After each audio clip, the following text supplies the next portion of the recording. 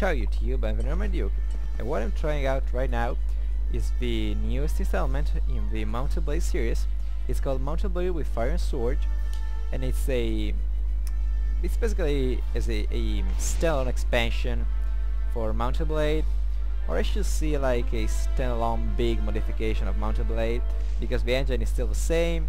There's a completely new map, an historical map, all completely different units, historical units as well. You got Polish units, Swedish units, Russian units. It's basically an Eastern Europe game setting. Now, this game is sold on Steam for $15, and I can't really convince myself that it's completely honest to sell a modification for even a standalone and pretty big one for $15. Because of course there are completely new models, even if the animations and the animation system is still the same, completely different map, different weapons. But still, I mean, if you look at some Mountain Blade Warband mods, like the Mountain Musket mod, which incidentally also introduces firearms, and it's free, you can see that there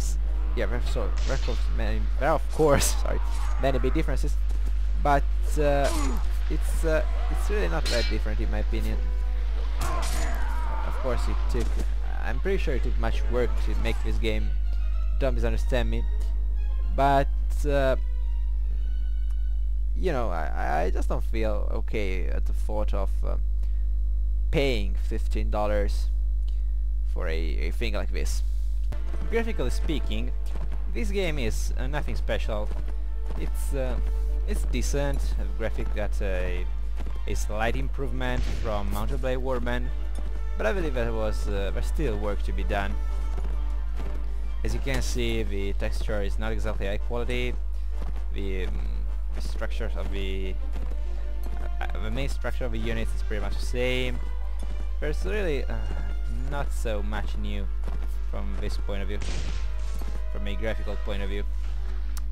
Now, one thing where I have to talk about is the guns, or the guns, whatever, because they're like the, you know, absolute oh yeah, I got shot by a random bullet.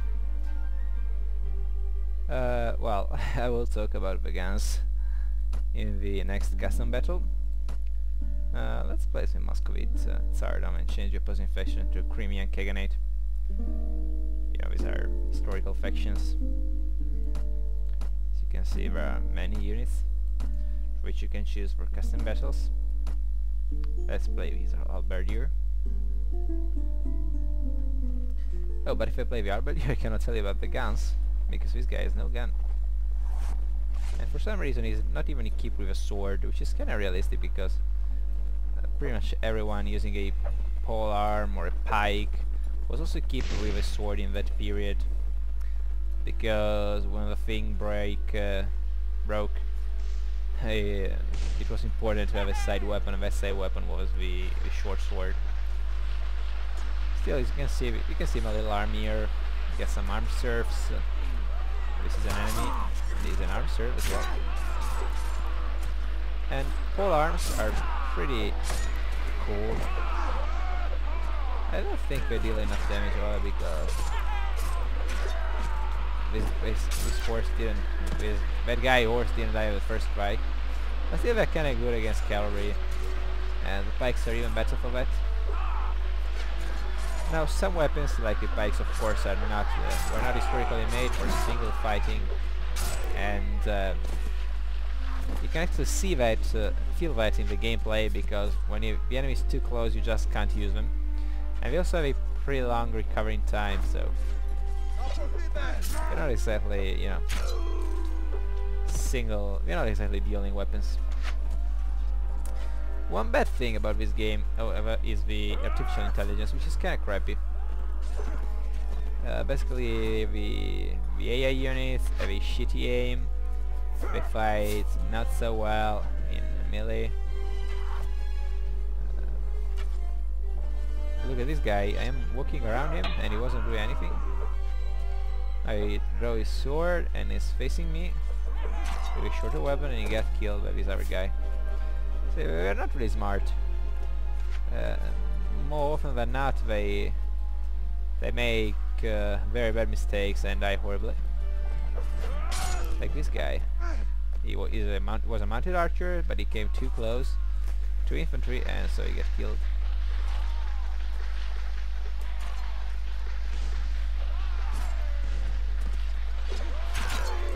Or this guy, who actually moved towards the enemy before firing his musket.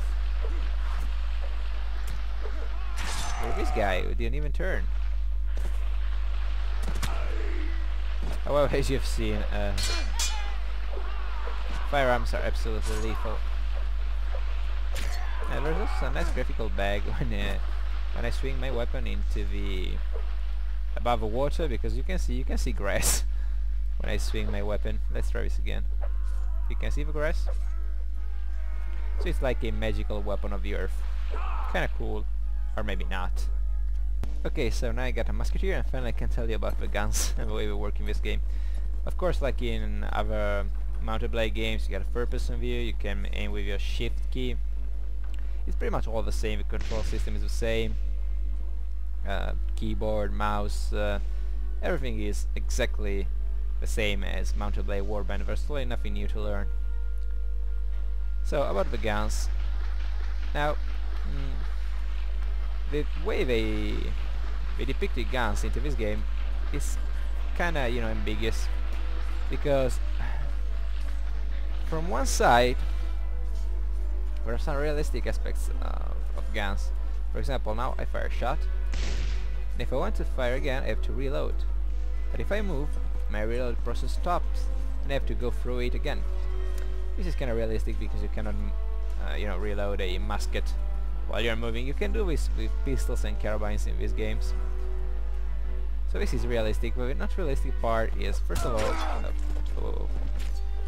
all, these weapons are pretty much too accurate, as you can see. Now I know this was a close shot, but even on medium and long distances these things are really too accurate in my opinion. And another thing is that they are kinda fast to reload. Let's see if I can get that guy. Of course they are not as accurate as crossbows in the original Mount and Blade, but still. Oh, and I got killed by a spear again. Yeah, to be a musketeer is pretty hard in this game. And this is kind of a good thing in my opinion, because it's realistic. You're vulnerable to melee, to basically everything which is not far away, so you can shoot it. But one thing that I didn't really appreciate is, for example, in this game, many units have only a single weapon. Like the musketeer have a single weapon, the halberdier is a single weapon, you don't have backup weapons. So this is kinda crappy, because for example, as you've seen, I get like 15 shots with my musket, and once those shots are finished, I'm useless, because I have no weapon, I can't do anything. So this is not a good thing in my opinion. Maybe there is some melee mode to activate, to use the musket as a melee weapon, but I don't know how to use it. So okay, so I checked, and in fact there is a way to use a musket in melee. You have to press the X key, and then you can use your musket as a melee weapon. Now this is pretty unrealistic about the way the unit uses the musket, because historically they really used it, you know. They fought with the butt of a weapon which was heavier, and it was made specifically for striking. You could of course use it like this guy is using it now, but my impression is they just reused the two-handed sword animations. I mean, look at the position this guy's at. This is clearly a two-handed sword position. Look at how the hands are on the stock. Even the parry position is almost identical, I believe. Yeah, they're almost identical. So again, we didn't really introduce many new elements to this game. We just took old elements and adapted it to... well, they didn't adapt them in fact. They just took them. Which again is fine if you like the Mount and Blade gameplay and you just want it in new color, but they're making you pay $15 for this new color. So they should have tried, you know, to put something new into it. I mean, they could have at least have made, you know, my English, sorry, some decent reloading animations, because as you've seen, these are kind of crappy. This is a stupid AI knight just standing still and getting shot by 2 accurate muskets. Now, you know what I've got to do now? I'm gonna take my cell phone, and I've got a stopwatch thing. So let's fire the gun and see how much time this guy takes to reload it. Now I fire the gun. Of course, the hammer didn't move, even if it was in like in the screen. You've seen it. They could have made an animation for that, but okay. So now I start reloading. I activated the stopwatch. Let's see how much does it take. It takes. Another weapon is ready again. It took like 10 seconds. Now 10 seconds is close to inhuman. I read the Prussians in the 18th century could fire 5 times a minute with a flintlock musket like the one I'm carrying now, which means like 12 seconds to reload a shot. And in mounted blade with fire and sword, you can actually do this in 10 seconds in custom battles. So I think that in the campaign, once you get a high skill with guns, you could actually do this in a shorter time. And if you're using a pistol or a carbine, this time is even shorter. You can reload a pistol in like 5 seconds, which is of course absolutely unrealistic. Now I can't see why they did this. Let's do some friendly fire. Yeah, I managed to miss. That sucks. You know, in this game, there's only one unit that you can control directly, which is your hero. So, or the unit of controlling multiplayer, like this musketeer in my case.